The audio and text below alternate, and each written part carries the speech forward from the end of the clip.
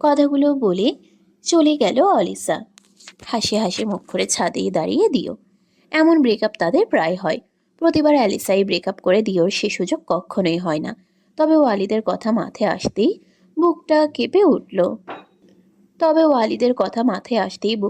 উঠল দিওর। কে জানে সে কিছু আজ করেছে কিনা। সকাল সকাল বাগানে এসেছে শাওন। বাগানটা তার বেশ পছন্দ হয়েছে। চারপাশে বিভিন্ন ফুলের গাছ। পাশ দিয়ে হাঁটলে ফুলের ঘ্রাণে মনটা যেন ফুরফুরে হয়ে ওঠে। তবে বাগানে আসার উদ্দেশ্য আরও একটা অবশ্য আছে। সেদিন আভার সাথে বাগানেই দেখা হয়েছিল, বলেছিল সে প্রায় আসে। শাওন হঠাৎ লক্ষ্য করেছে আভা তাকে এড়িয়ে চলছে। সবসময় তাকে দেখলেই পালিয়ে যায়। শাওনের কাছে বিষয়টা ভালো লাগছে না। তাকে এড়িয়ে যাওয়ার মতো সে তো কিছু করেছে বলে তার ভাবনায় আসে না। আভার থেকে কারণ জানতে উদ্গ্রীব সে। শাওন লক্ষ্য করল শিউলি গাছটার নিচে একটা মেয়ে ওইমুখ হয়ে বসে আছে। মেয়েটা আভা হতে পারে এটা ভেবে এগিয়ে যেতেই তার ধারণা ভুল প্রমাণিত হলো। বরং খুব নিকটে কারো পায়ের শব্দ পেতেই উঠে দাঁড়ালো মৌ। শাওনকে দেখেই উষ্ঠজোড়া প্রসারিত হলো তার। মানুষটাকে দেখলেই বুকের ধরফরানি বাড়ে। অবচেতন মন যতবার স্মরণ করায় লোকটার সাথে তার বিয়ে হতে চলেছে, একান্তই তার হবে লোকটা, ততই যেন লজ্জায় গুটিয়ে যায় সে। সমুদ্রের ঢেউয়ের ন্যায় অগণতিক ভালো লাগাই ছেয়ে যায় সর্বাঙ্গ। শাওনকে দেখে অবাক হলো না, বরং মৃদু হেসে বলল। আরে আপনি এত সকালে বাগানে কি করছেন?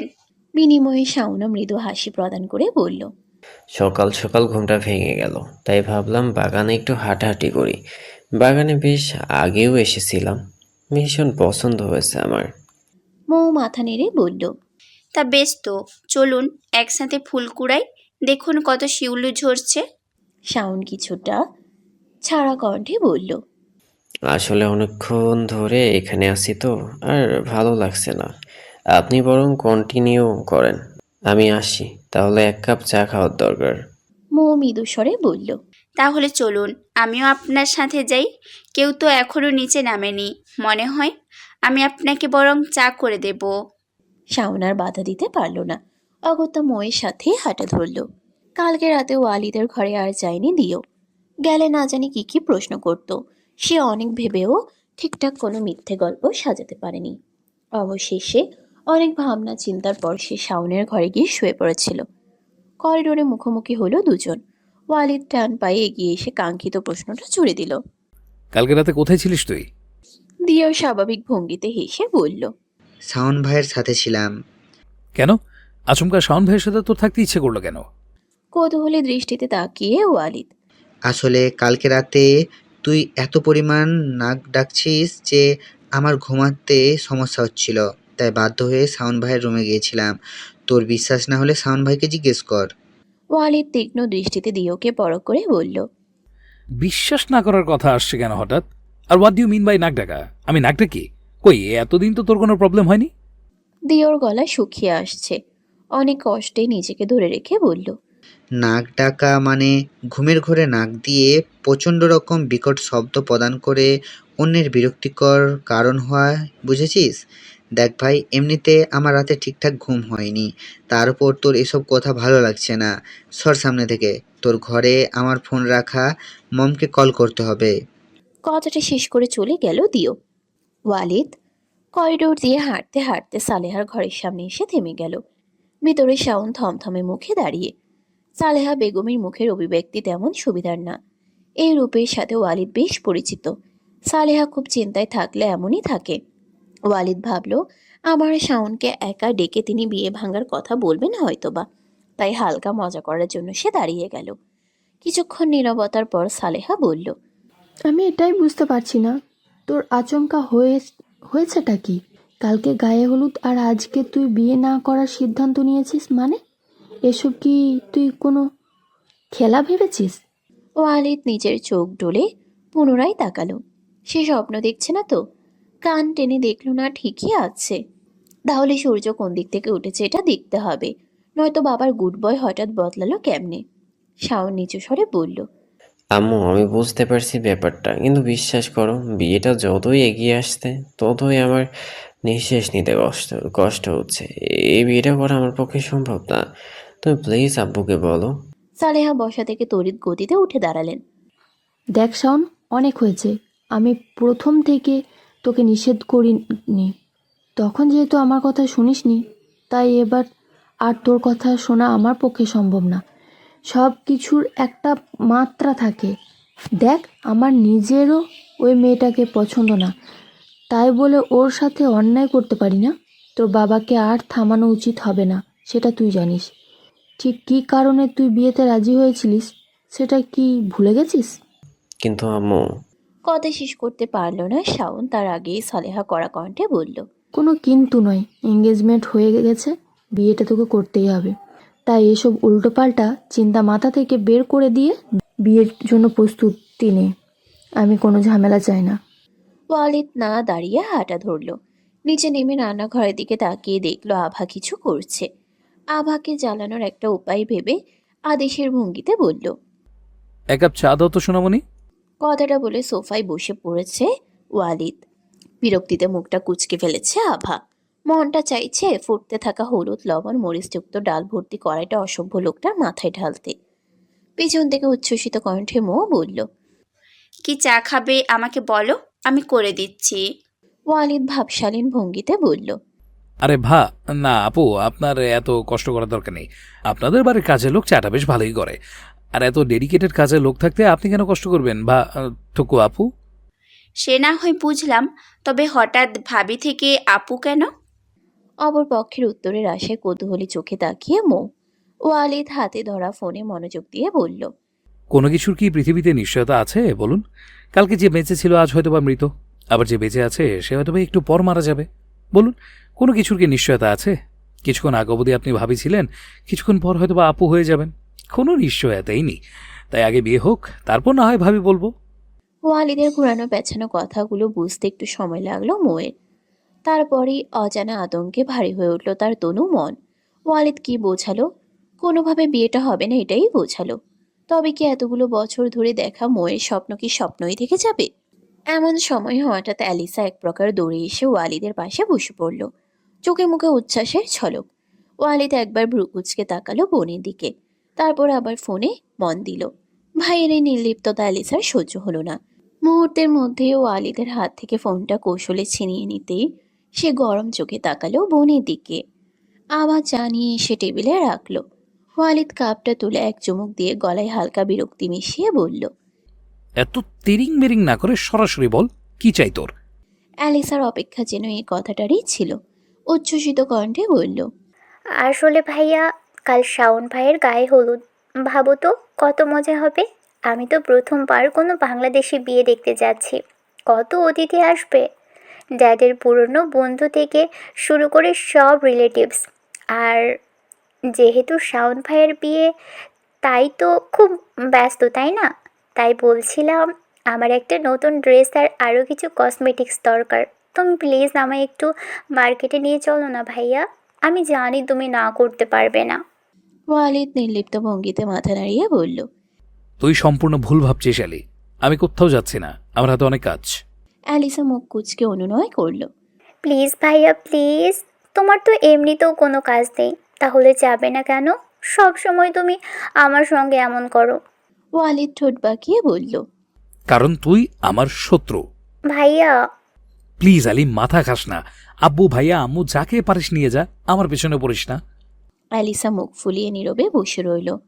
রান্নাঘর থেকে আভা আর চোখে দৃশ্যটা দেখছিল। মনে মনে ছাড়ি দিতে ইচ্ছে করলো ওয়ালিদকে। একটা মানুষ এতটা নির্লিপ্ত কিভাবে হয়? নিজের ছোট বোনের এতটুকু আবদারও রাখতে পারে না। ঠিক তখনই দিয়েও এসে ওয়ালিদের পাশে বসলো। অ্যালিসার গোমরা মুখ দেখে ইশারায় জিজ্ঞেস করলো কি হয়েছে। প্রায় কান্নারত গলায় অ্যালিসা বলল। ভাইয়াকে তখন থেকে বলছি একটু মার্কেটে নিয়ে যেতে, শুনছেই না। দেখ আলি, আমি এখন অনেক চিন্তায় আছি, তোর সঙ্গে যাওয়া সম্ভব না। তুই একটা কাজ কর, দিওর সঙ্গে চলে যা। চাইলে বাড়ির যত লোক আছে সবাইকে নিয়ে যা, আমাকে ছেড়ে দে। দিও ঠোঁটে হালকা হাসি টেনে উঠে দাঁড়ালো। তোর এত কিসের চিন্তা ভাই? বসে বসে তো গেম খেলছিস। ঠিক আছে অ্যালিসা, চলো আমি নিয়ে যাচ্ছি। অ্যালিসা কোনো আপত্তি করলো না।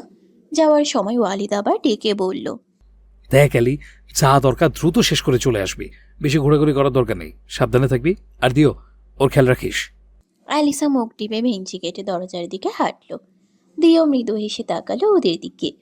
এই দুই ভাই বোনের ঝগড়া হাসাহাসি লেগেই থাকে। তবে ওয়ালিদ যে বোনকে কতটা ভালোবাসে তা দিওর চেয়ে ভালো কেউ জানে না। আর দিও, সেই বা কম ভালোবাসে নাকি? তার মনে হলো ওয়ালিদ না বললেও তার বোনের খেয়াল রাখাটা তার দায়িত্ব হয়ে গেছে। রাত অনেকটা গভীর হয়ে এসেছে। চারপাশে নেমে এসেছে নরম নিস্তব্ধতা। আভা একা ছাদের এক কোণে বসে আছে। পায়ের কাছে রাখা ঠান্ডা হয়ে যাওয়া এক কাপ চা। হালকা বাতাসে তার খোলা চুলগুলো মুখের উপর ভেসে উঠছে বারবার। প্রতিদিন রাতে ছাদে আসাটা আবার একটা অভ্যাসে পরিণত হয়েছে। সারাদিন বিভিন্ন তিক্ত অনুভূতির পর নিশুতি রাতে ছাদের উপরে বসে আকাশ পাতাল কল্পনা করতে তার বেশ ভালো লাগে। আকাশটা আজ বড় শান্ত। মেঘহীন আকাশে চাঁদের আলো ছড়িয়ে আছে। দূরে কোথাও একটা প্যাঁচার ডাক ভেসে এলো। অদ্ভুত এক বিষণ্ণতা ছুঁয়ে গেল আভার ভেতরটা। ওয়ালিদের হাতে ফোন। ফোনের স্ক্রিনে ভেসে আছে বিদেশি এক সুন্দরী রমণীর মুখ। সম্ভবত নেটওয়ার্কের সমস্যার কারণে বেশ বিরক্ত সে। শান্তিতে কথা বলার জন্য ছাদটাকে বেছে নিয়েছিল। তবে ছাদে ওঠার আগ মুহূর্তে ওয়ালিদ খেয়াল করলো শাওন বেশ ভীত চোখে চারিদিকে পর্যবেক্ষণ করে ছাদের দিকে অগ্রসর হচ্ছে। বিষয়টা ঝামেলার মনে হতেই সেখানেই থেমে গেল সে। কারো পায়ের শব্দ কানে আসতেই আভা তড়িৎ গতিতে উঠে দাঁড়ালো। পেছন ফিরতেই শাওনকে নজরে এলো। মুখের ভঙ্গিমা অত্যন্ত স্বাভাবিক তার। তবে আভা স্বাভাবিক হতে পারল না। ভয় ক্রমশ গ্রাস করেছে তাকে। অজানা কোনো ভয়ে বুকটা ধুকপুক করছে অনবরত। শাওন অত্যন্ত শান্ত কণ্ঠে বলল। আমাকে দেখে অবাক হয়েছেন নিশ্চয়। আভা মাথা নাড়ল। ইতস্তত ভঙ্গিতে বলল, না, তেমন কিছু না, আপনি থাকুন না, আমি চলে যাচ্ছি। আভা পাশ কাটিয়ে চলে যেতে উদ্যত হতেই শাওন খপ করে তার একটা হাত ধরে ফেলল। সাথে সাথে যেন একটা বৈদ্যুতিক ঝটকা খেলো আভা। যে ভয়টা তাকে ভাবাচ্ছিল তাহলে কি সেটাই ঠিক? পুরো শরীর কাঁপতে লাগলো আভার। শাওন মুহূর্তেই হাতটা ছেড়ে দিয়ে বলল, সরি, আসলে আমি আপনাকে কিছু বলতে চাই। আমার মনে হয় এখন না বললে বড্ড দেরি হয়ে যাবে আভা। আভা কম্পিত কণ্ঠে বলল। যা বলার বরং সকালে বলবেন, আপাতত আমায় যেতে দিন। শাওন ভগ্ন কণ্ঠে বলল, কালকে আমার গায়ে হলুদ আভা। আপনার মনে হয় আমার কাল অবধি অপেক্ষা করা উচিত? আমি আপনার কথা ঠিক বুঝলাম না। শাওন এদিক ওদিক মুখ ঘুরিয়ে নিজেকে ধাতস্থ করল। প্রচন্ড অস্থিরতা ঘিরে ধরেছে তাকে। এতদিন ধরে যে কথাগুলো বলবে ভেবেছিল সব গুলিয়ে বসেছে। লম্বা একটা শ্বাস নিয়ে বলল, আমি আপনাকে ভালোবাসি আভা। আমি মৌকে নয়, আপনাকে বিয়ে করতে চাই। আভার কানটা ঝাঁঝা করে উঠল। হৃৎপিণ্ডের ধুকপুকানি ক্রমশ গাঢ় হচ্ছে। সাথে প্রচন্ড রাগে শরীরের রক্তকণিকাগুলো টকবক করে উঠল। দুদিন বাদে যার বিয়ে সে কিনা আজ তাকে ভালোবাসার কথা বলছে। এই কয়েকদিনে আভা শাওনকে যথেষ্ট এড়িয়ে চলার চেষ্টা করেছে। চাইনি কোনো ঝামেলা হোক। মোয়ের শাওনকে নিয়ে যে ভয় সেটা যেন কখনোই সত্যি না হয় এটাই ভেবেছিল। কিন্তু আজকে শাওন এসব কি বলছে? আর কেনই বা বলছে? এইসব কথার এখন কি সত্যি কোনো মানে আছে? আভাকে চুপ থাকতে দেখে শাওন ফের বলল, আমি জানি আপনি ভয় পাচ্ছেন। বিশ্বাস করুন, আমি বারবার চেষ্টা করেছি নিজেকে সামলানোর, কিন্তু পারিনি। আমি আপনার জন্য যেটা অনুভব করি সেটা কখনোই মৌয়ের জন্য অনুভব করিনি। আপনাকে দেখলে আমার অদ্ভুত ভালো লাগা কাজ করে, যেটা মৌকে দেখলে হয় না। মৌ আমার কাছে বাকি সবার মতোই সাধারণ একজন হয়েই রয়ে গেছে, কিন্তু আপনি আমার কাছে অসাধারণ কেউ। আবার যেন সমস্ত কথা ভুলে বসেছে। একসাথে অনেকগুলো কথা মস্তিষ্কে হানা দিতেই মস্তিষ্ককেই যেন অচল করে দিয়েছে। অজান্তেই চোখের কোণ ভিজে উঠল আভার। শাওনের এই পাগলামির কোনো মানে নেই, সেটা আভা ভালো করেই জানে। কিন্তু এই পাগলামির জন্য যে তাকে মস্ত বড় মূল্য দিতে হবে সেটা সে ভালোই বুঝতে পারছে। নিজেকে কিছুটা সামলে আভা বলল, আপনার কি সবকিছু মজা মনে হচ্ছে? 2 দিন বাদে আপনার বিয়ে, আর আপনি আজকে আমাকে বলছেন আপনি ভালোবাসেন আমায়। মাথা খারাপ হয়েছে আপনার? আপনি ভাবতে পারছেন কি বলছেন আপনি? শাওন মলিন হেসে বলল, ভালোবাসা কি ভেবেচিন্তে হয় আভা? ভেবেচিন্তে পরিকল্পনা করে যুদ্ধ করা যায় বড়জোর। মনের উপরে কি নিয়ন্ত্রণ চলে বলুন? আভা ঠিক কোন ভাষায় নিজের মনের ভাব প্রকাশ করবে বুঝতে পারছে না। শাওন তার পানে করুণ চোখে চেয়ে। আভা অপেক্ষা করতেই পারে, কিন্তু এরপর কি হবে? আভা বিশ্বাস করতে পারছে না তার সাথে এগুলো ঘটছে। শাওন ফের বলল, আমি জানি আপনি ভয় পাচ্ছেন। এই বাড়ির লোক, আমার পরিবার, মৌ, সবার কথা ভেবে আপনি হয়তোবা আমাকে ফিরিয়ে দিবেন। আভা, আমাকে বিশ্বাস করে আপনি শুধু হ্যাঁ বলুন, বাকি সব সামলানোর দায়িত্ব আমার। আমি সবাইকে মানিয়ে নিব। আমাদের মাঝখানে কেউ আসতে পারবে না। শুধু একবার হ্যাঁ বলুন। আভা কথার মধ্যেই বলল। কখনোই না। আমি এটা কখনোই করতে পারবো না। শাওন মলিন মুখে চেয়ে বেশ কিছুক্ষণ নীরবতায় কাটালো। তারপর গভীর একটা দীর্ঘশ্বাস ফেলে বলল। আপনার কি মনে হয় আপনি না বললে আমি মৌকে বিয়ে করব? কখনোই না। আমি সিদ্ধান্ত নিয়ে ফেলেছি। আমি এই বিয়েটা করব না। আপনাকে ভাবার জন্য সময় দিলাম। সময়টা কালকে ঠিক এই সময় পর্যন্ত। আপনি ভাবুন, যদি আপনার উত্তর হ্যাঁ হয়, তাহলে ঠিক যেদিন যে সময়ে মৌয়ের সাথে আমার বিয়ে হওয়ার কথা, ঠিক ওই সময়ে আপনাকে বিয়ে করব। আর যদি আপনার উত্তর না হয়, তাহলে মৌয়ের সাথে আমার বিয়ে হবে না। সবার সামনে আমি বিয়েটা ভাঙবো। আর বিয়ে ভাঙার কারণটাও আপনি হবেন। তারপর সবাই যা সিদ্ধান্ত নেবে তাই হবে। হয় আপনাকে নিয়ে ফিরবো, নয়তো একা। কথাগুলো এক নাগাড়ে শেষ করে আর এক মুহূর্ত অপেক্ষা করল না শাওন। টান পায়ে বেরিয়ে গেল ছাদ থেকে। রেখে গেল বিষণ্ণ মুখে দাঁড়ানো ভিতর থেকে ভঙ্গুর হয়ে যাওয়া আভা। ওয়ালিদ এক প্রকার জোর করে সালেহাকে টেনে এনে একটা ঘরে ঢুকেই দরজাটা ভিতর থেকে বন্ধ করে দিল। তখন ছাদে শাওনের আভাকে বলা প্রতিটা কথা ওয়ালিদের সাথে সালেহাও শুনেছেন। যখনই রিয়্যাক্ট করতে যাচ্ছিলেন, ওয়ালিদ জোর করে তাকে নিয়ে এসেছে। প্রচণ্ড ক্রোধে থরথর করে কাঁপছেন তিনি। ওয়ালিদ দীর্ঘশ্বাস ফেলে বলল। শান্ত হও মম, এত হাইপার হচ্ছ কেন? সালেহা তেলে বেগুনে জ্বলে উঠলেন। শান্ত হব মানে? কিছুই শুনলি না তখন? তোর ভাইয়ের মাথা খারাপ হয়ে গেছে, পাগল হয়ে গেছে আমার ছেলেটা। ওই মেয়েটা পাগল করে ফেলেছে আমার ছেলেটাকে। শাওন তখন বিয়ে ভাঙার কথা বললে ও কারণটা বলেনি? এখন সব কিছু পরিষ্কার। ওয়ালিদ সালেহাকে বসিয়ে এক গ্লাস পানি এগিয়ে দিল। এক নিঃশ্বাসে পুরোটা শেষ করলেন সালেহা। ওয়ালিদ আশ্বস্ত করে বলল। কিন্তু মম, বিষয়টা ভেবে দেখো, ভাইকে জোর করে বিয়ে দেওয়া কি ঠিক হবে? ভালোবাসা তো অন্যায় নয় মম। তোমাদের বোঝা উচিত ভাইয়ারও তো কিছু একটা ইচ্ছা অনিচ্ছা থাকতে পারে। সালেহা শান্ত হয়ে গেছেন পানি খাওয়ার পরেই। এখন তার চোখে মুখে গভীর চিন্তা। রীতিমতো ঘামছেন তিনি। শুকনো মুখে ওয়ালিদের পানি চেয়ে বললেন। শাওন কেন আমার বারণ করা সত্ত্বেও বিয়েতে রাজি হয়েছিল জানিস? কারণটা তোর বাবার অসুস্থতা। ডাক্তার বলেছেন ওনাকে কোনো মানসিক চাপ দিলে উনি আবার অসুস্থ হয়ে পড়বেন। ওনাকে আর বাঁচানো সম্ভব হবে না। মরার আগে তোর আব্বুর শেষ ইচ্ছে তিনি তার বন্ধুর মেয়ের সাথে শাওনের বিয়ে দিয়ে যাবেন। আমি এত অমত থাকা সত্ত্বেও পুরোপুরি না করতে পারিনি তোর বাবার জন্য। এখন আর পরিস্থিতি আরও জটিল।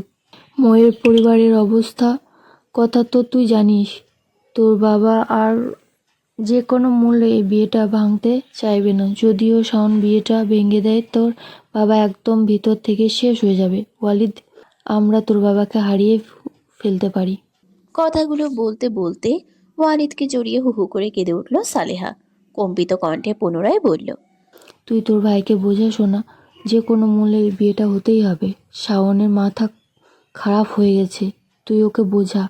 এসব কথা তোর বাবা শুনলে উনি কিভাবে ঠিক থাকবে? ওয়ালিদের নিজেরই প্রচণ্ড রাগে মাথা কাজ করছে না। তবুও কোনো মতে সালেহাকে আশ্বাস দিয়ে শান্ত করার চেষ্টা চালালো। প্রভাতের আলো ফুটতে না ফুটতেই বাড়িতে জাঁকজমকপূর্ণ পরিবেশ। বিয়ে বাড়ি বলে কথা। চারিদিকে সুন্দর করে সাজানো হয়েছে। অতিথিরাও সকাল সকাল দু একজন করে আসতে শুরু করেছে। আভা উঠেছে বেশ সকালে। সারা রাত ঘুম হয়নি তার। ভোরবেলায় চোখটা লেগে আসলেও মায়েরার ডাকাডাকিতে উঠে পড়েছে। তারপর থেকে চলছে তার ব্যস্ততা। একবার এদিকে তো একবার ওদিকে দৌড়াদৌড়ি করে সবটা সামলালেও ভিতরে ভিতরে ভয়ে কুঁকড়ে যাচ্ছে। ফুলের ঝুড়ি হাতে নিয়ে মুয়ের ঘরের দিকে যাচ্ছিল আভা। আচমকা শাওনের মুখোমুখি হতেই পাথরের মতো স্থির হয়ে গেল সে। শাওন কিছু বলার আগে ওয়ালিদ এসে আচমকা আভার একটা হাত ধরে নিয়ে যেতে যেতে বলল। আভা, তুমি এখানে? একটু আমার সাথে এসো তো, তোমার সাথে জরুরি কথা আছে। ওয়ালিদের এমন ব্যবহার বোধগম্য হলো না আভার। তার উপরে হাত ধরেছে লোকটা। মেজাজ খারাপ হলেও আভা নিজেকে ছাড়ানোর চেষ্টা করলো না ততক্ষণ, যতক্ষণ না তারা শাওনের চোখের আড়াল হয়েছে। ড্রয়িং রুম পেরিয়ে বাড়ির মেইন দরজায় কাছে আসতেই আভা নিজের হাতটা ছাড়ানোর চেষ্টা করে বলল। সমস্যা কি আপনার? এভাবে হাত কেন ধরেছেন? আর কি বা দরকার আপনার আমার সাথে? কোথায় নিয়ে যাচ্ছেন? ওয়ালিদ আবার হাত ছেড়ে দিয়ে স্বাভাবিক ভঙ্গিতে বলল। আভা ভ্রুকুচকে তাকিয়ে বলল। সরি, আসলে আমার তোমার একটা হেল্প দরকার। আমার থেকে আপনার কি সাহায্য দরকার? তুমি এই গ্রামের মেয়ে, তাই না? সবকিছু নিশ্চয়ই খুব ভালো করে চেনো। আসলে আমার সাথে একটু মার্কেটে যেতে পারবে? আপনার কি মাথা খারাপ হয়েছে? আপনি জানেন আমার কত কাজ। আপনার সাথে মার্কেটে যাওয়া সম্ভব না, আমি দুঃখিত।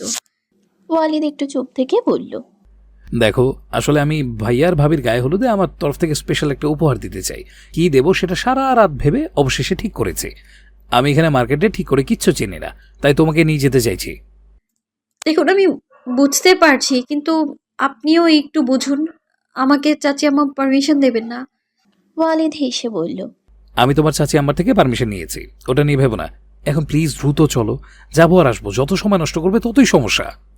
কিন্তু আমি একবার। বাকিটা শেষ করতে পারল না আভা। তার আগে ওয়ালিদ তার হাত ধরে এক প্রকার টেনে বাইরে নিয়ে আসলো। গাড়ির কাছে এসে থামতেই আভা অবাক নয়নে তাকালো ওয়ালিদের পানে।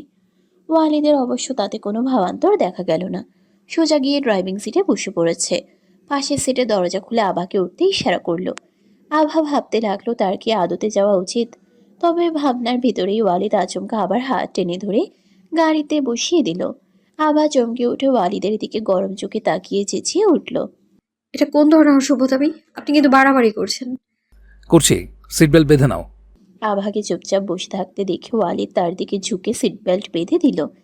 ভালো খারাপ ভাবনার মধ্যে ডুবে থাকা আভা আচমকা এমন করায় বড়সড় ধাক্কা খেল। নিঃশ্বাস আটকে গেল তার। কিছু বুঝে ওঠার আগে ওয়ালিদ গাড়ি চালাতে শুরু করেছে। আভা আর কিছু বলল না। শুধু শুধু তর্ক করলে কথা বাড়বে। এই অসভ্য ছেলেটাকে সে পরে দেখে নেবে। আভা ঠিক করলো বাড়ি ফিরলে ওয়ালিদের বাবাকে পুরো ঘটনা বলবে। এবারও কান ধরে উঠবোস করিয়ে ছাড়বে। তবে আচমকা আভার মনে হলো সে ভুল রাস্তায় যাচ্ছে। মার্কেটের রাস্তা এটা না। ভাবলো ওয়ালিদ বোধহয় চেনে না, তাই তাড়াহুড়ো করে বলল, আরে আপনি এদিকে কোথায় যাচ্ছেন? এটা ভুল রাস্তা, গাড়ি থামান। গাড়ি চলমান রেখে গম্ভীর কণ্ঠে ওয়ালিদ বলল, ঠিকই আছে। আপনার কি মাথা খারাপ হয়েছে নাকি? হয়তো। মজা করছেন আমার সাথে? তোমার তাই মনে হয়? দেখুন, আমার কিন্তু মাথা গরম হচ্ছে। আমারও, অনেকটা সময় ধরে। ওয়ালিদের হেয়ালিপূর্ণ কথাবার্তায় তরতর করে রাগ বাড়ছে আভার। এতক্ষণ রাগ হলেও এখন রাগের সাথে কেমন ভয় লাগতে শুরু করেছে। এটা মার্কেটের রাস্তা নয়। কি চাইছে ওয়ালিদ? তাকে কি জেনে বুঝে অন্য কোথাও নিয়ে যাচ্ছে? কোথায় বা নিয়ে যাচ্ছে? নানা প্রশ্ন মাথায় ঘুরপাক খেতেই আভা কম্পিত কণ্ঠে বলল, আমরা কোথায় যাচ্ছি? বিয়ে করতে। পুরো শরীরে কম্পন আরম্ভ হয়েছে আভার। মস্তিষ্ক শূন্য শূন্য লাগছে। মাথার মধ্যে প্রচণ্ড বেগে ধাক্কা খেলো ওয়ালিদের কথা। বিয়ে করতে মানে? ওয়ালিদ কি মজা করছে এতটা গুরুতর একটা বিষয় নিয়ে? কম্পিত নেত্রে ওয়ালিদের পানে তাকিয়ে দেখলো সে অত্যন্ত স্বাভাবিক ভঙ্গিতে ড্রাইভিং করছে। মুখ দেখে বোঝাই যাচ্ছে মজা করার মতো কথা সে বলছে না। কিন্তু যেটা বলছে সেটাও বা কেন বলছে? অজানা ভয়ে আভা নিজেকে ধাতস্থ করে বলল, দেখুন, ভালোই ভালোই বলছি, গাড়ি থামান। আমি আপনার সাথে কোথাও যাব না।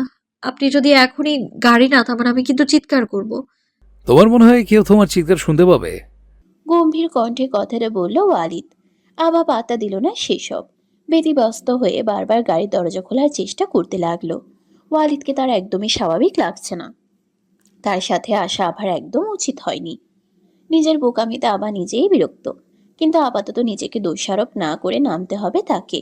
আভা শুধু জানে ওয়ালিদের সাথে সে কোথাও যাবে না। আর না তো এই গাড়িতে এক মুহূর্তও থাকবে। আভার ছটফটানিতে বোধহয় বিরক্ত হলো ওয়ালিদ। মুখ দিয়ে বিরক্ত সূচক শব্দ করে বলল, তোমার মনে হয় এটা এমনি এমনি খুলবে? আর যদি খুলেও যায়, চলন্ত গাড়ি থেকে লাফ দেবে তুমি? গাড়ির স্পিড কত সে সম্পর্কে ধারণা আছে তোমার? বেকার ছটফট না করে চুপ করে বসে থাকো তো। আভার এবার সত্যিই মনে হলো সে বেকার চেষ্টাই করছে। রাগে দুঃখে নেত্রযুগল জলে টইটম্বর হয়ে উঠল তার। দুফোঁটা অশ্রু গড়িয়েও পড়ল গাল বেয়ে। আভা হাতের উল্টো পিঠে সেগুলো মুছে ক্ষুব্ধ কণ্ঠে বলল, কি চানটা কি আপনি? পরিষ্কার করে কেন কিছু বলছেন না? আমাকে কোথায় নিয়ে যাচ্ছেন আর কেন? কি ক্ষতি করেছি আমি আপনার? কিসের প্রতিশোধ নিচ্ছেন আপনি আমার থেকে? ওয়ালিদের দিক থেকে কোনো উত্তর আসলো না। তবে প্রচণ্ড শব্দে গাড়ি থেমে গেল। আবার চারপাশে তাকিয়ে দেখলো এটা তাদের গ্রাম থেকে কিছুটা দূরের একটা জায়গা। জায়গাটা সে চেনে না। আশেপাশে বাড়িঘর তেমন নেই। শুধু গাড়ি থেকে একটু দূরে একতলা একটা ইটের বাড়ি দেখা যাচ্ছে। প্রচণ্ড ভয়ে কুঁকড়ে গেল আভার সমস্ত সত্তা। ওয়ালিদ গাড়ি থেকে ইতোমধ্যে নেমে পড়েছে। আভার পাশের দরজা খুলে অত্যন্ত স্বাভাবিক ভঙ্গিতে বলল, এত ভয় পাওয়ার কিচ্ছু নেই। বিয়ে করতে এসেছি তোমাকে, বিক্রি করতে না। জানি তোমার মনে মনে অনেক প্রশ্ন আছে, সব কিছুর উত্তর দেওয়ার মতো আপাতত সময় আমার কাছে নেই। তাই চুপচাপ যদি আমার কথা মেনে নাও সেটাই তোমার জন্য ভালো হবে। আর আমি বাকি কথা সম্পূর্ণ করার পূর্বে সামনে বসা রণমূর্তি ধারণ করা রমণীর কোমল হাতের শক্তপোক্ত একটা চর এসে আছড়ে পড়ল তার বাম গালে। ওয়ালিদ হতভম্ব হয়ে তাকালো আভার দিকে। তার দুগাল চোখ অশ্রুতে টইটম্বুর, প্রচণ্ড ক্রোধে ফুঁসছে। তুমি আমাকে মারলে? অবিশ্বাসের স্বরে বলল ওয়ালিদ। দিক বিদিক শূন্য হয়ে চড়াও কণ্ঠে আভা বলল, আমি দুঃখিত, কিন্তু আপনি আমার সাথে যেগুলো করছেন তার বেলা প্রথমে হুট করে বাড়ি থেকে তুলে নিয়ে এলেন, তারপর জোর করে এই অচেনা জায়গায় নিয়ে এসেছেন আপনি আমায়, আবার বলছেন বিয়ে করতে এসেছেন। এসব আমার সাথে কেন করছেন আপনি? আমি তো সেটাই বুঝতে পারছি না। দেখুন, অনেক হয়েছে। আমি আমি না তো আপনার সাথে কোথাও যাবো, আর না তো আপনাকে বিয়ে করব। আমি জানি না আপনার মাথায় কি চলছে, কিন্তু আমি আপনার কাছে হাত জোর করছি, দয়া করে ছেড়ে দিন আমায়। আমার তরফ থেকে যা যা ভুল আপনার সাথে হয়েছে তার জন্য আমি খুবই দুঃখিত।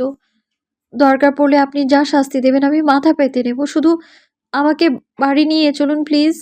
কথাগুলো বলতে বলতে আওয়াজ করে কেঁদে ফেলল আভা। ওয়ালিদ গাড়ি থেকে একটা পানির বোতল বের করে সেটা আভার নিকট এগিয়ে দিলে বলল, পানিটা খাও আর বেরিয়ে আসো। সবকিছু ঠিক করা আছে। ওই যে বাড়িটা দেখছো, ওইখানে কাজী সাহেব অপেক্ষা করছে, সাক্ষীও আছে। ওয়ালিদের নির্লিপ্ত ভঙ্গিতে বলা কথাগুলো সূচের মতো বিতল আভার শরীরে। সামনে ধরা পানির বোতলটা ছিনিয়ে নিয়ে ছুঁড়ে মারল অদূরে। তড়িৎ পায়ে গাড়ি থেকে বেরিয়ে চেপে ধরল ওয়ালিদের কলারখানা। ধাক্কা দিয়ে বলল, আমার কথা কি আপনি বুঝতে পারছেন না? কিসের বিয়ে? হ্যাঁ, কোনো বিয়ে হবে না। আমি কোনো বিয়ে করব না। আর আপনার মতো জঘন্য লোককে বিয়ে করার প্রশ্নই আসে না। আপনি এত কিছু ছেড়ে আমার মতো একটা সামান্য কাজের মেয়েকে কেন বিয়ে করতে চান? হ্যাঁ, ভালোবাসি তোমাকে। নমনীয় কণ্ঠে আবার চোখে চোখ রেখে কথাটা বলল ওয়ালিদ। অবিশ্বাস্য কথাটা আবার কর্ণভেদ করতেই প্রচণ্ড ঝটকা খেল সে। হাতের মুঠোয় পিষ্ট হওয়া ওয়ালিদের জ্যাকেটের কলার থেকে হাত ছুটে গেল সাথে সাথে। তাচ্ছিল্য ভরা কণ্ঠে বলল, আচ্ছা, এইভাবে প্রতিশোধ নিতে চান আপনি আমার থেকে? আপনার কি মনে হয় আমি জানি না এইসব প্রেম ভালোবাসা আপনার জন্য একটা খেলা? বেশ এনজয় করেন আপনি এসব, হ্যাঁ? আপনি আমার সাথে এতটা নীচ আচরণ করবেন সেটা আমি স্বপ্নেও ভাবিনি। এতটা জঘন্য আপনি, ছি! ওয়ালিদ ঠোঁটের কোণে তিক্ত হাসি টেনে একটা দীর্ঘশ্বাস ফেলল। তারপর এক হাতে আভার বাহু চেপে ধরে বলল, ঠিক ধরেছ, তোমার ভাবনার থেকেও জঘন্য আমি। কালকে যখন ভাই তোমাকে ভালোবাসার কথা বললো তখন তাকে তো জঘন্য লাগেনি। আমি ভালোবাসার কথা বলেছি, বিয়ে করতে চাইছি দেখে আমি জঘন্য হয়ে গেলাম? ভাইয়া তোমাকে ভালোবাসতে পারলে আমি কেন পারবো না? বারবার জিজ্ঞেস করছো না এসব কেন করছি? এসব করছি কারণ আমার তোমাকে চাই, আর তুমি আমাকে বিয়ে করতে বাধ্য। পরোয়ানাবিহীন আভাকে এক ঝটকায় কোলে তুলে নিল ওয়ালিদ। সাথে সাথে ছটফট করে উঠল আভা। ওয়ালিদের বলিষ্ঠ দেহের সাথে গায়ে চড়ে বেড়ে উঠল না। তার সমস্ত ছটফটানি উপেক্ষা করলো ওয়ালিদ। টান পায়ে এগিয়ে গেল সামনে থাকা বাড়িটার দিকে। বাড়িটার চারপাশে ইটের পাঁচিল দেওয়া, সামনে ছোট একটা লোহার গেট। বাড়ির উঠোনে প্রবেশ করে ওয়ালিদ নামিয়ে দিল আভাকে। ওয়ালিদের থেকে ছাড়া পাওয়ার সঙ্গে সঙ্গে ফের আবারও প্রচণ্ড রাগে চর বসালো ওয়ালিদের গালে। চোখ বন্ধ করে দীর্ঘ নিঃশ্বাস নিয়ে নিজেকে সামলানোর চেষ্টা করলো ওয়ালিদ। আবাকে উপেক্ষা করে দ্রুততার সাথে গেট বন্ধ করে দিল।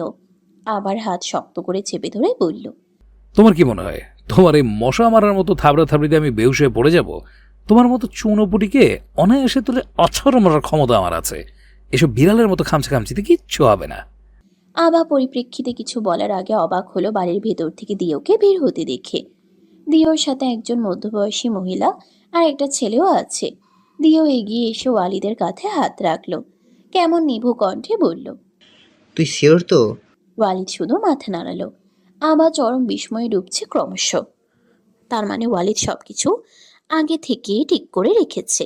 সত্যি সে বিয়ে করতেই এসেছে এখানে। কিন্তু কেন? ভালোবাসি কথাটা যে মিথ্যে এইটুকু আভা একেবারে অবগত। ভয়টা কিছুটা হলেও যেন কমেছে আভার। এতক্ষণ ওয়ালিদের সাথে একা আছে ভেবে ভালো খারাপ বিভিন্ন চিন্তায় জর্জরিত হচ্ছিল সে। ওয়ালিদের হাত থেকে ছুটার জন্য আবারও ছটফট করে উঠতেই ওয়ালিদ ভ্রুকুচকে আভার পানে চাইল। কিছু না বলে হাতের বাঁধন শক্ত করল। মধ্যবয়স্ক সেই মহিলার উপর দৃষ্টিপাত করে তার উদ্দেশ্যে বলল, কাজী সাহেব রেডি আছেন? মহিলাটির চোখে মুখে গভীর চিন্তার ভাব। বোঝাই যাচ্ছে বেশ ভীত তিনি। প্রশস্ত পায়ে এগিয়ে এসে উদ্বিগ্ন কণ্ঠে বলল। ওয়ালিদ শুধু নির্লিপ্ত ভঙ্গিতে মাথা নেড়ে বলল, আমি সবকিছু ভেবে নিয়েছি ফুপি, তুমি এসব নিয়ে ভেবো না, চলো ভেতরে চলো। সাথে সাথে আভা চেঁচিয়ে উঠল, যাব না আমি। বললাম না আমি আপনাকে বিয়ে করব না। আর আপনারা সবাই কি একসাথে পাগল হয়ে গেছেন? আপনাদের চোখের সামনে উনি একটা মেয়ের সাথে জোর জবরদস্তি করছে আর আপনারা ওনাকে প্রশ্রয় দিচ্ছেন। ওয়ালিদ সেদিকে ভ্রুক্ষেপ করল না। আবার হাত ধরে এক প্রকার টেনে ঘরের ভিতরে নিয়ে গেল। মাঝারি সাইজের একটা ঘর। ঘরটা সম্ভবত বসার ঘর। বেশ কয়েকটা সোফা রাখা, আর এক পাশে একটা চৌকি খাট। খাটের উপরে সাদা পাজামা, পাঞ্জাবি আর মাথায় সাদা টুপি পরা একজন হুজুর টাইপ লোক বসে আছে, সম্ভবত কাজী। দিয়েও সেই মহিলা আর তার সাথে থাকা ছেলেটাও তাদের পেছন পেছন ভিতরে প্রবেশ করেছে। আবার সবকিছু এলোমেলো লাগছে, ছুটে পালাতে ইচ্ছে করছে। কাজী সাহেব তার সামনে থাকা খাতায় কিছু লিখতে শুরু করেছে। ওয়ালিদ ঠান্ডা কণ্ঠে বলল। বসো। তেতে উঠল আভা, সবাইকে উদ্দেশ্য করে বলল। আপনারা কেউ কি আমার কথা শুনতে পাচ্ছেন না? আপনারা এতটা নির্লিপ্ত কি করে হতে পারেন? আর আপনি আমাকে বিয়ে করতে পারেন না। আমি এখনো বাচ্চা, আমার বয়স 18 হয়নি। ওয়ালিদ দাঁতে দাঁত চেপে একটা দীর্ঘশ্বাস ফেলল। বিরক্তিতে মুখটা বিকৃত হয়ে গেছে তার। মেয়েটার অতিরিক্ত বক বক তার সহ্য হচ্ছে না। পাশে থাকা একটা সোফায় বসে পড়ল। হাতে থাকা আভার হাত ধরে এক ঝটকায় তাকে নিজের পাশে বসিয়ে বলল। তোমার মতো বয়সে আমার দাদির অলরেডি 2টা বাচ্চা ছিল। তুমি শুধু কবুল বললেই হবে, বাকিটা আমি। মুহূর্তেই আরেকটা চড় পড়ল ওয়ালিদের গালে। ঘরে থাকা প্রত্যেকে অবাক নেত্রে চেয়ে চোখ মুখ খিচে বন্ধ করে ফেলেছে ওয়ালিদ। ওই অবস্থায় আবারও দীর্ঘশ্বাস ফেলল। আবার দিক বিদিক শূন্য লাগছে, মাথা কাজ করছে না তার। ক্ষুব্ধ কণ্ঠে বলল।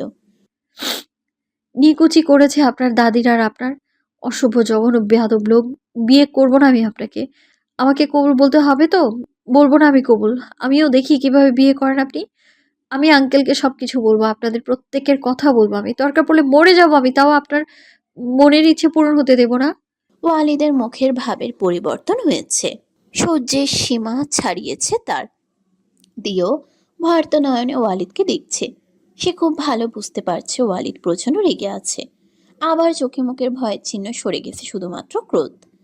ওয়ালিদ ওইভাবে বসে থাকা অবস্থায় অত্যন্ত শান্ত স্বরে বলল। দিও, সবাইকে নিয়ে বাড়ি যা। আমার ওর সাথে এখন থেকে কথা আছে। আর হ্যাঁ, ঘরের ভিতরে প্রলয় হয়ে গেলেও দরজা খোলার চেষ্টা করবি না। দিও আর কোনো কথা বলল না। কাজী সাহেবকে ইশারা করতেই তিনিও বেরিয়ে আসলেন। ভদ্রলোকের চোখে মুখে আগে থেকে বিরক্তি থাকলেও এখন কেমন ভয় দেখা যাচ্ছে। সবাই বের হয়ে যেতেই ওয়ালিদ আভাকে ছেড়ে দিল। ছাড়া পেতেই আভা দরজার দিকে এগোতে যাবে, তার আগে ওয়ালিদ দরজা বন্ধ করে দিয়েছে। চোখ মুখের ভাব কঠিন। সামান্য ভয় যেন আভাকে ঘিরে ধরেছে। শাওন সকালে সেই যে আভাকে দেখেছে, এর মধ্যে আর আভার দেখা পায়নি। বর্তমানে তাকে মোয়ের পাশে বসানো হয়েছে ফটোশুট করার জন্য। একের পর এক সবাই ছবি তুলছে, হাসি মজা চলছে। তবে চারিদিকের কোলাহল শাওনের ভালো লাগছে না। এক্ষুনি সবকিছু তছনছ করে দিতে ইচ্ছে করছে তার। আবার উত্তর যে হ্যাঁ হবে না, এটা শাওন ধারণা করতে পারছে। কিন্তু সে চায় আভা হ্যাঁ বলুক। আর কৌশলে আভার মনে একটা ভয় ঠিকই ঢুকিয়ে দিয়েছে। ইমতিয়াজ আর সালেহা মোয়ার শাওনের পাশে বসে বেশ কয়েকটা ছবি তুললেন। একটা ফ্যামিলি ফটোর কথা চিন্তা করে আশেপাশে ওয়ালিদকে খুঁজতে শুরু করলেন। তবে চারপাশে খোঁজাখুঁজি করেও ওয়ালিদকে না পেয়ে সালেহার দিকে তাকালেন। সালেহাও অত্যন্ত চিন্তিত মুখে বসে আছেন। ইমতিয়াজ তার চিন্তিত মুখ দেখে হেসে বলল।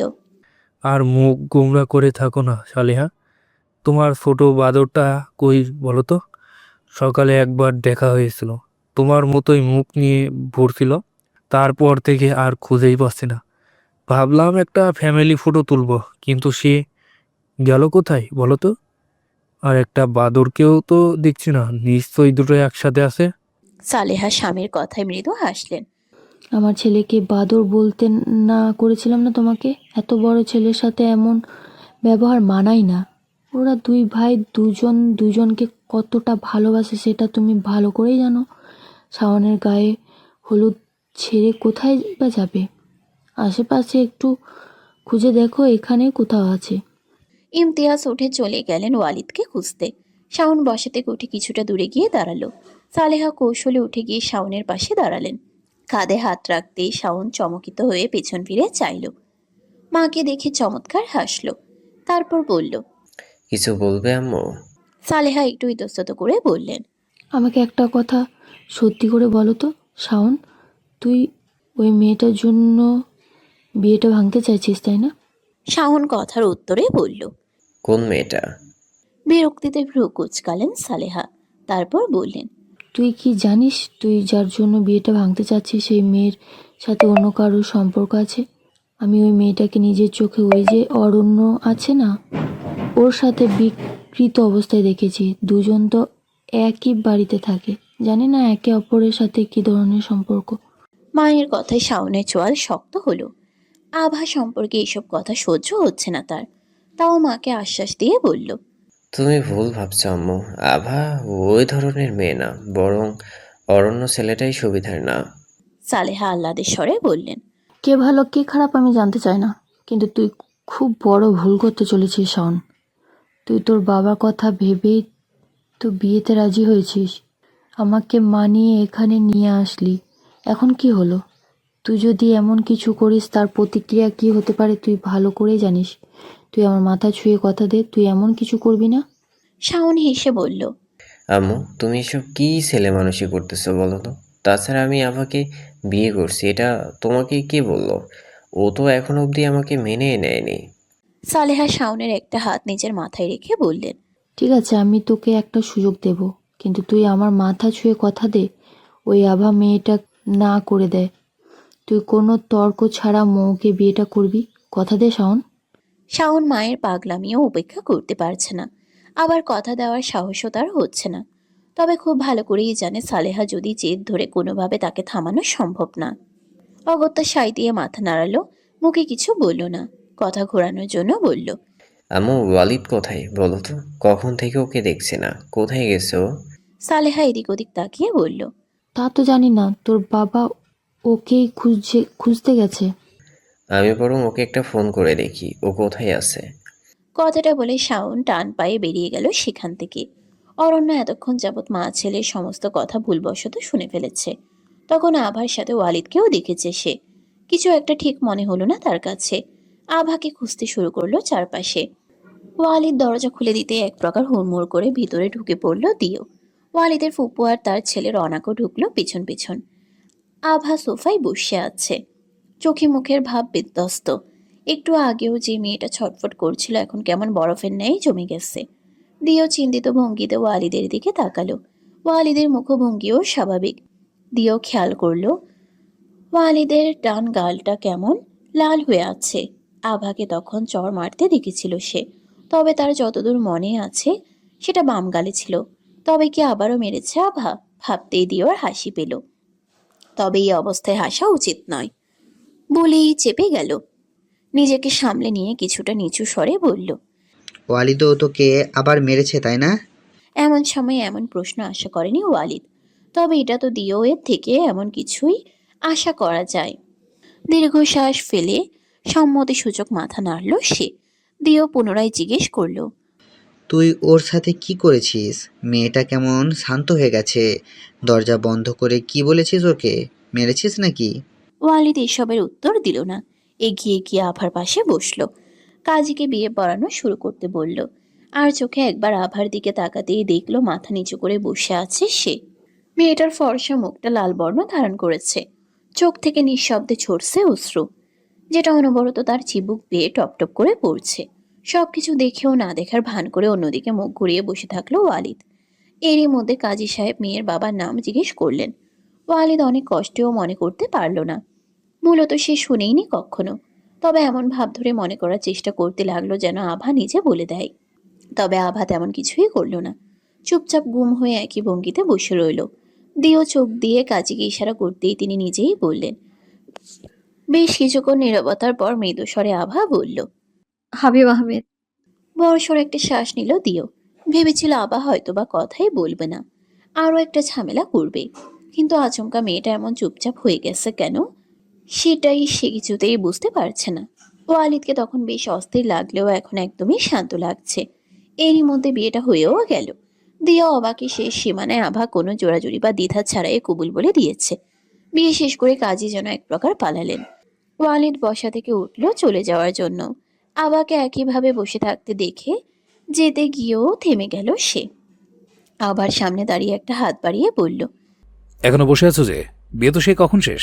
তোমার কি এখানে থেকে যাওয়ার ইচ্ছা আছে নাকি? দেখো তুমি। বাকি কথা শেষ হলো না ওয়ালিদের। তার আগে শক্তপোক্ত আরো একটা চড় এসে পড়লো তার গলে। তার আগেই শক্তপোক্ত আরো একটা চড় এসে পড়লো তার গালে। তারপর এক প্রকার দৌড়ে ঘর থেকে বেরিয়ে গেল আভা। দিয়া অবাক নেত্রে আবার যাওয়া দেখে পুনরায় ওয়ালিদের দিকে দৃষ্টিপাত করলো। ওয়ালিদের এক হাত চড় মারা সেই গালের উপর, অন্য হাত মুষ্টিবদ্ধ হয়ে বল প্রয়োগের কারণে সে হাতের শিরা উপশিরাগুলো ফুলে ফেঁপে উঠছে। দরজা বন্ধ করে দরজার সন্নিকটে দাঁড়িয়েছিল ওয়ালিদ। গভীর নেত্রে ভীতু জড়সড় আভাকে পরখ করলো একবার। মেয়েটা ভয় পাচ্ছে সেটা বোঝা যাচ্ছে, কিন্তু সেটা সে প্রকাশ করতে নারাজ। ওয়ালিদ সত্যি অবাক হয়েছে মেয়েটার সাহস দেখে। সংযত গলায় ওয়ালিদ বলল, দেখো, বিয়েটা তোমাকে করতে হবে, যে কোনো মূল্যে বেশ বিয়েটা করতে হবে। আমি কথা দিচ্ছি, আমার বাড়ির লোক বা আর যেই যা বলুক আমি সামলে নেব। তোমার গায়ে একটা আঁচড়ও আসতে দেব না। আমি তোমাকে রিকোয়েস্ট করছি, প্লিজ বিয়েটা করো। বিরক্তিতে আবার চোখে মুখে কুঁচকে এলো। ঝাঁঝালো গলায় বলল, বাড়ির লোক সমাজ দিয়ে কি আসে যায় না? যাকে বিয়ে করবেন তার আপনাকে পছন্দ কিনা, সে বিয়ে করতে চায় কিনা, তার কোনো মূল্য নেই।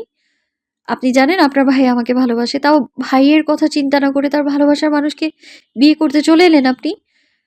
আপনার মতো একজন স্বার্থপর নিচু মন মানসিকতার মানুষকে আমি কখনোই বিয়ে করব না।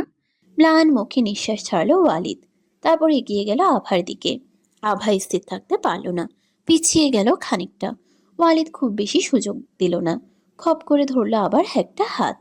হাত দিয়ে কাছে এনে আরেক হাতে কোমর জড়িয়ে ধরেছে। ছটফট করে উঠল আভা। সারা শরীরে কম্পন শুরু হয়েছে। অজানা ভয়ে অবশ হয়ে আসছে সমস্ত কায়া। কম্পিত কণ্ঠে বলল, কি করছেনটা কি? ছাড়ুন আমায়, দূরে যান আমার থেকে। সহ্য করতে পারছি না আমি আপনাকে, ছাড়ুন প্লিজ। উচ্চ শব্দে কেঁদে ফেলল আভা। ওয়ালিদকে অরণ্যের মতোই লাগছে তার কাছে। দম বন্ধ লাগছে, পালাতে ইচ্ছে হচ্ছে। ওয়ালিদ পাত্তা দিল না সে কান্না ভেজা কণ্ঠের আকুতিকে। অটল স্বরে বলল, তুমি তো জানো আমি ভালো ছেলে নই, কিন্তু তোমার ধারণা নেই নিজের উদ্দেশ্য পূরণের জন্য আমি কতটা খারাপ, কতটা জঘন্য হতে পারি। বিয়েটা করতেই হবে আভা। তোমাকে দিয়ে কবুল বলানোর জন্য যে কোনো পর্যায়ে আমি যেতে পারি। প্রয়োজনে ধর্ষকের তকমা গায়ে লাগাতেও দ্বিধাবোধ করব না, বুঝেছো তুমি? ওয়ালিদের কথাগুলো কর্ণগোচর হতেই কান্নার বেগ বাড়ল আভার। নিজেকে ওয়ালিদের বাহু থেকে মুক্ত করার জন্য ধস্তাধস্তি শুরু করলো। ওয়ালিদ পুনরায় বলল, মনে হয় আমার কথা তুমি বুঝতে পারোনি। তোমাকে প্র্যাকটিক্যালি বোঝাচ্ছে, ওয়েট। মুহূর্তেই আবার গায়ে থাকা ওড়না এক ঝটকায় খুলে অদূরে ছুঁড়ে মারল। নিজের অবস্থা বিবেচিত হতেই ঢুকরে কেঁদে উঠল আভা। ধাক্কা দিয়ে সরাতে চাইল ওয়ালিদকে, তবে সক্ষম হলো না। নিজের সর্বশক্তি দিয়ে চড় বসালো ওয়ালিদের গালে। কান্না ভেজা কম্পনরত কণ্ঠে বলল, নিকৃষ্ট জানোয়ার আপনি একটা। আল্লাহ আপনাকে ধ্বংস করে দিবে। ছাড়ুন আমাকে, আর নয়তো খুন করবো আমি আপনাকে। এতটা জঘন্য আপনি, ছি। সংযমের বাঁধগুলো ভাঙল এবার ওয়ালিদের। চোয়াল শক্ত করে অগ্নিস্ফুলিঙ্গ চোখে তাকালো আভার পানে। সে তখনও ধস্তাধস্তি করে যাচ্ছে নিজেকে মুক্ত করার জন্য।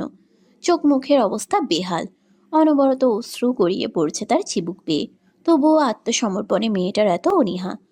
ওয়ালিদের ক্রোধ মুহূর্তে দ্বিগুণ হলো। ধাক্কা দিয়ে পাশে থাকা চকি খাটের উপর ফেললো আভাকে। মুহূর্তে নিজেও এগিয়ে গেল কাছে। এক হাতে বন্দি করলো আবার লাবণ্যময় মসৃণ হাত দুখানা। এ পর্যায়ে বোধহয় মেয়েটার চোখে মুখে ভয় আতঙ্কের দেখা মিলল।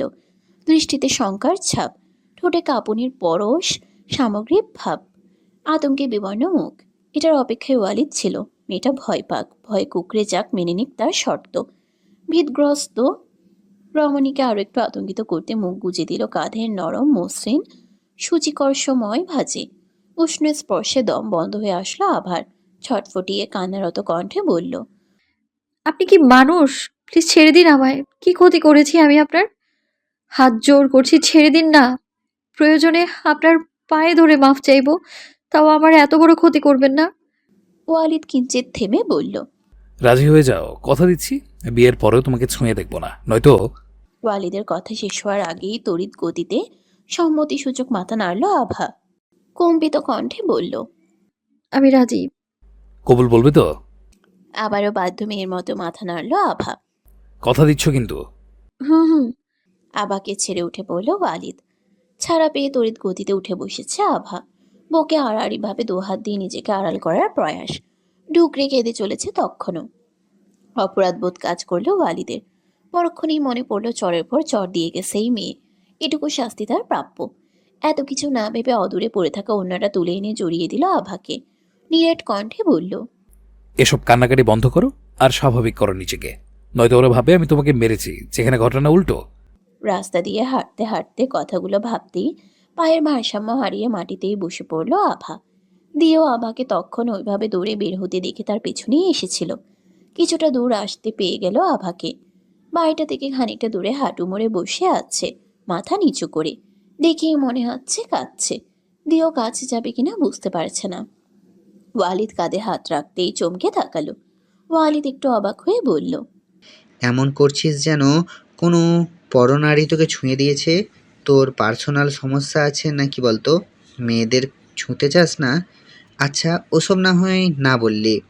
তার আগে বল এই তার আগে বল ওই সমস্যা মানে আমি বলতে চাইছি আভা কোথায়?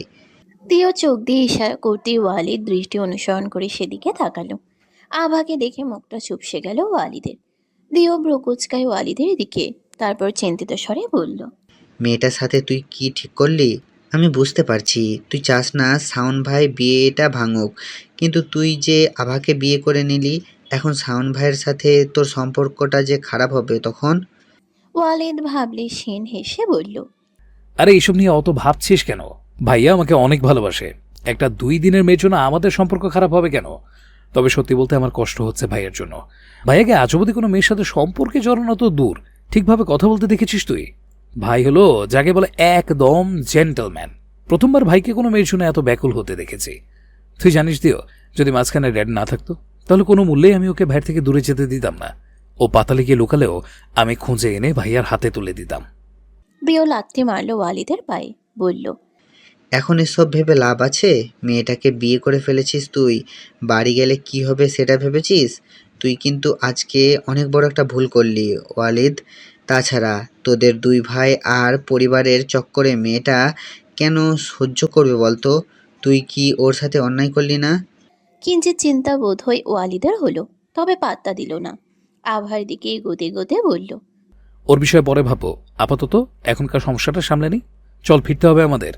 ধুলো ভরা মাটির উপরে বিবর্ণ হয়ে বসে আছে আভা। ওয়ালিদও পা ভাঁজ করে সামনে বসলো। আভা মুখ ঘুরিয়ে নিয়েছে অন্যদিকে। কেন যেন হাসি পেল ওয়ালিদের। মেয়েটার জেদ এখনো কমেনি। অতিরিক্ত কান্নার ফলে চোখ মুখ লাল হয়ে গেছে। ওয়ালিদকে দেখে কান্না থামিয়ে দিলেও ফুপিয়ে যাচ্ছে ক্রমশ। কেমন যেন আদুরে লাগছে। ওয়ালিদ কাঁধে হাত রেখে বলল, দেখো, কথাটা সম্পূর্ণ করার আগেই ছিটকে সরে গেল আভা।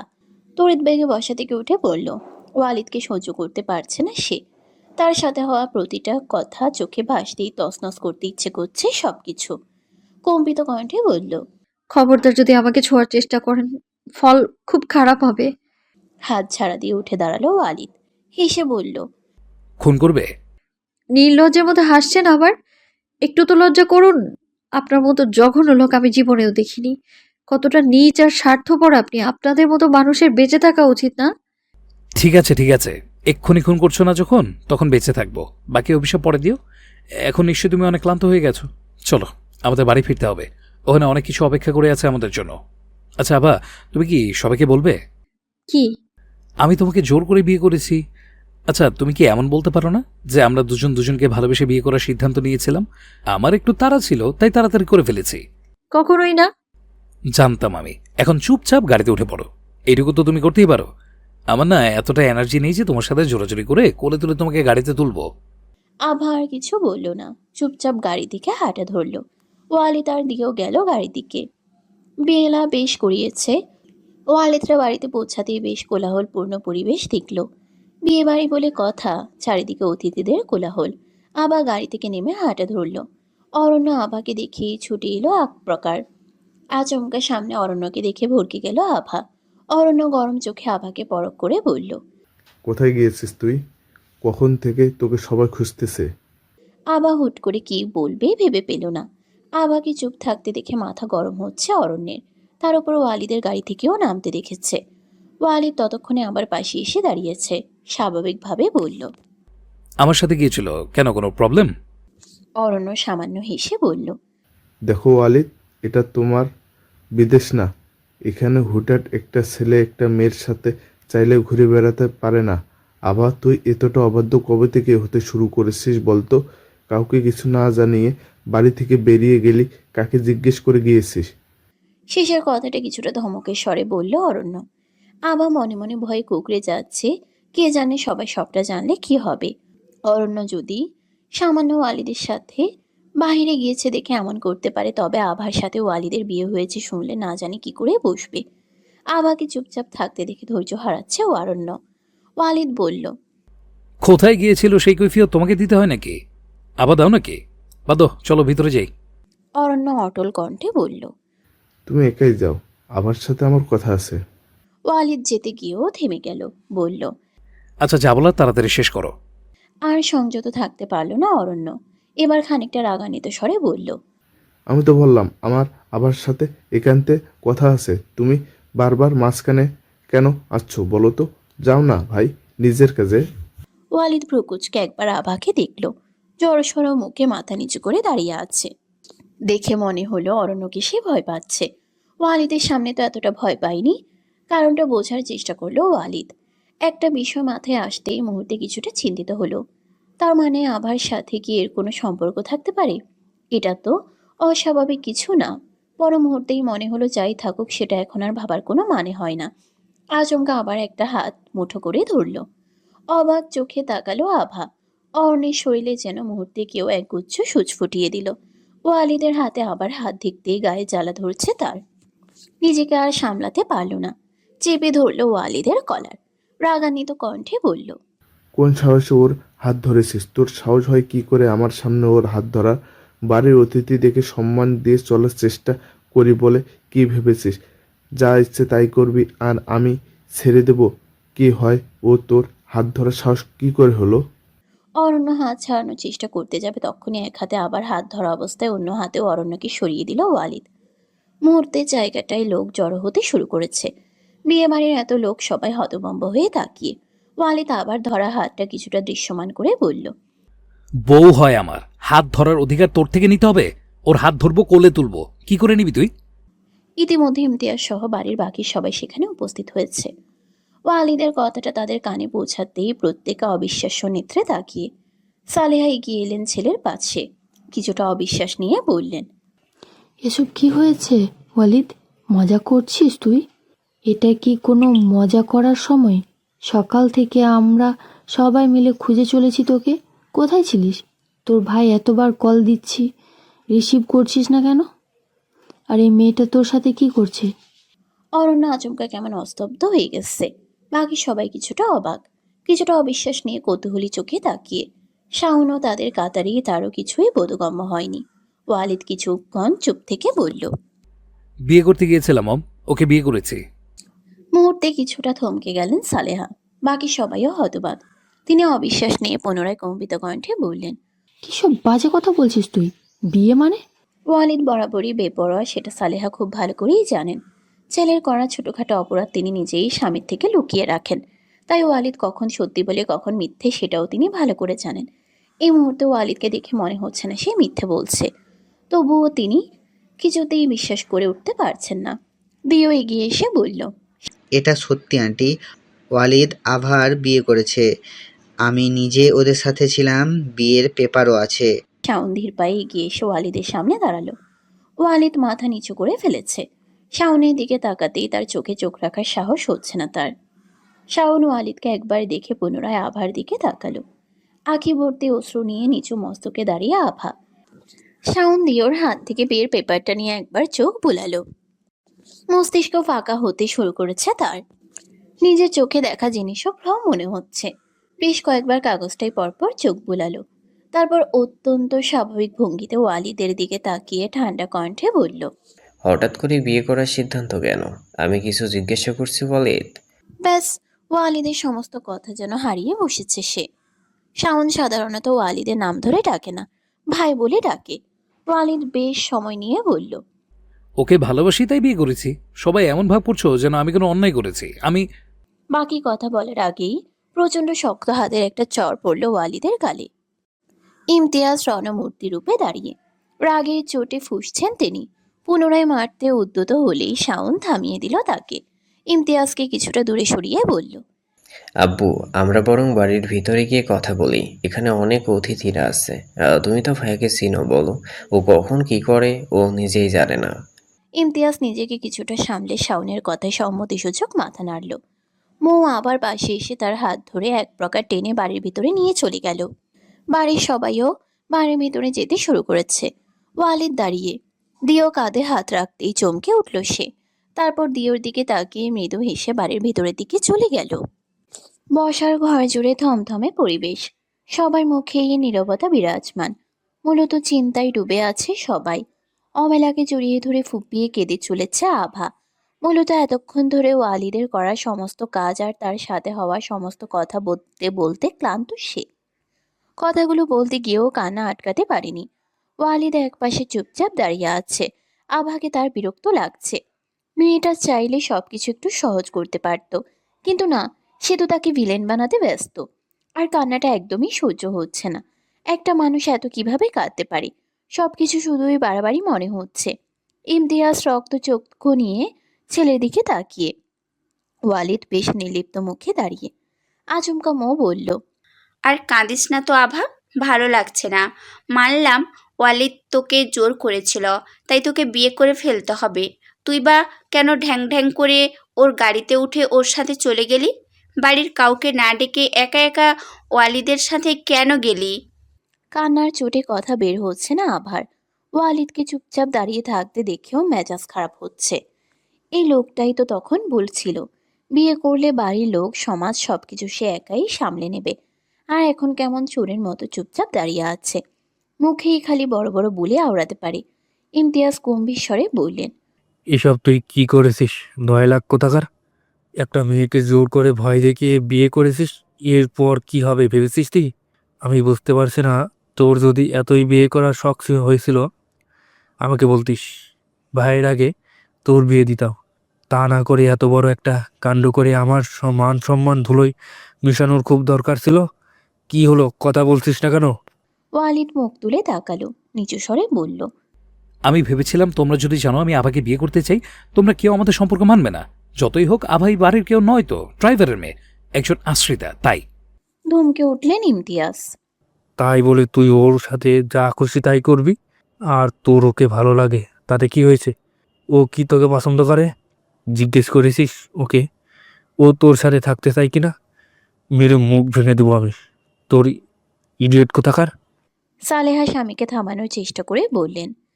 বাচ্চা মানুষ ভুল করে ফেলেছে, ছেড়ে দাও না। ইমতিয়াজ ব্যঙ্গরত স্বরে বললেন, বাচ্চা? এই দামড়াটাকে তোমার বাচ্চা মনে হচ্ছে?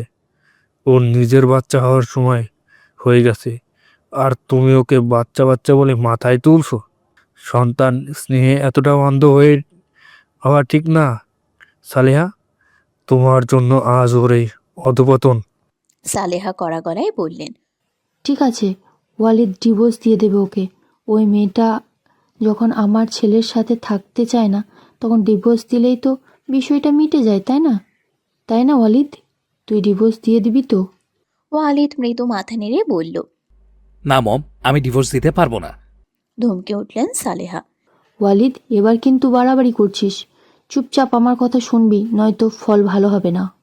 ইমতিয়াজ হাতে মৃদু তালি বাজিয়ে বললেন, তোমার ছেলের অবাধ্যতার সীমাটা দেখছো? ডিভোর্স দেবে না, তুই দিবি, তোর বাপ ডিভোর্স দেবে। ওয়ালিদও কথার পিঠেই বলল। বাপ দিলে যদি ডিভোর্স হয় বাপকেই দিতে বলো। কথাটা কর্ণগোচর হতেই মুহূর্তেই তেলে বেগুনে জ্বলে উঠলেন ইমতিয়াজ। মারার জন্য ওয়ালিদের দিকে এগোতেই থামিয়ে দিল আফতাব। অত্যন্ত নমনীয় স্বরে বললেন, ভাইজান, শান্ত হন আপনি। আসলে কি বলবো তো, ওয়ালিদ এইভাবে বিয়ের সম্পর্ক হয় না। যেহেতু তুমি সম্পূর্ণ জোর জবরদস্তিতে আবাকে বিয়েটা করছো, তাই এই বিয়েটার কোনো মানে হয় না। কিন্তু তুমি যখন ডিভোর্স দিতে চাইছো না, তাহলে আমরা বরং আবাকে কয়েকদিন সময় দিই। ততদিনে শাওন আর মৌয়ের বিয়েটা মিটুক। তারপর এই কয়েকদিন যদি আবার মত বদলায় বা যদি ও চাই তোমার সাথে বিয়েটা না ভাঙতে, তখন না হয় আমরা এই বিষয়টা ভেবে দেখব। ওয়ালিদ সম্মতিসূচক মাথা নেড়ে বলল। জি আঙ্কেল, আমার কোনো সমস্যা নেই। আফতাব আবারও বললেন, দেখো, কয়েকদিন পর যদি আভা বলে যে ও এই বিয়েটা বা তোমাকে মেনে নিতে পারছে না, তাহলে কিন্তু তোমার ওকে ডিভোর্স দিতেই হবে। যাই বলো, বিয়ের সম্পর্কটা জোর করে হয় না। দুজনের সম্মতি থাকা জরুরি। সবাই আফতাবের কথাই মেনে নিলেন। পুনরায় সবাই শাওন আর মোয়ের গায়ে হলুদের আয়োজন শুরু করলো। ওয়ালিদকে এক প্রকার টেনে ঘরে নিয়ে আসলেন সালেহা। তারপর নিজের ঘরে ঢুকিয়ে ঘরের দরজা আটকে দিলেন।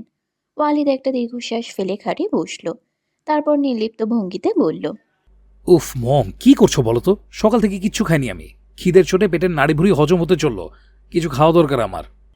সালেহা বিরক্ত হয়ে ওয়ালিদের পাশে বসে বলল, আমার মাথা খেয়ে পেট ভরেনি তোর? এসব তুই কি করছিস? তুই তো জানতিস না ওই মেয়েটা তোর ভাই। আমি জানি মম, জেনে শুনে অনেক ভেবেই ওকে বিয়েটা করেছি। আর ভাইয়ার বিয়ে নামেটা অবধি ডিভোর্সও দেব না। দীর্ঘশ্বাস ফেলে সালেহা বললেন, কিছুক্ষণের জন্য তো আমার মনে হয়েছিল শাওনের মতো তুইও পাগল হয়ে গেছিস। আমার দুই ছেলের মাথা মুড়িয়ে খেয়ে ফেলেছে ওই মেয়েটা। কি সাংঘাতিক মেয়ে! তুই যা করেছিস, কিন্তু আজকের পর ওই মেয়ের আশেপাশেও যেন তোকে আর না দেখি।